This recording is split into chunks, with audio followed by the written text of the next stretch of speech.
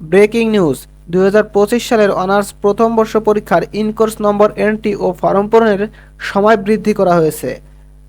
আশা করি তোমরা বুঝতে পারছো যে তোমাদের জন্য এটা কত বড় একটা সুখবর, কারণ অনেকেই আছে তোমরা ফর্ম পূরণ করতে পারোনি, যে কোনো কারণবশত হোক, যে কোনো সমস্যা হোক, কিংবা কলেজ থেকে তোমাদের করতে দেয়নি, তাদের জন্য এটা বড় একটা সুযোগ।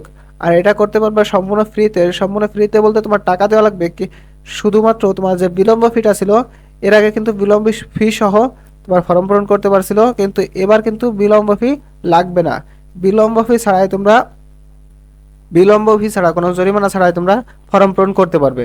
দেখো, পরীক্ষার ইনকোর্স নম্বর, পরীক্ষার তোমরা ডাটা এন্ট্রি করতে পারবে, তোমাদের অর্থাৎ তোমাদের নম্বর যেটা পাইছো সেই নম্বরটা এন্ট্রি করতে পারবে 7/7/2026 তারিখ থেকে 9/7/2026, অর্থাৎ আজকে থেকেই শুরু হয়ে গেছে। এবং ফর্ম পূরণের সর্বশেষ তারিখ 9/7/2026।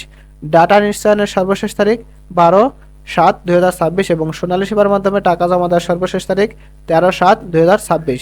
অর্থাৎ তোমরা বুঝতেই পারছো তোমাদের কাছে এটা শেষ সুযোগ এবং সময়ও কম।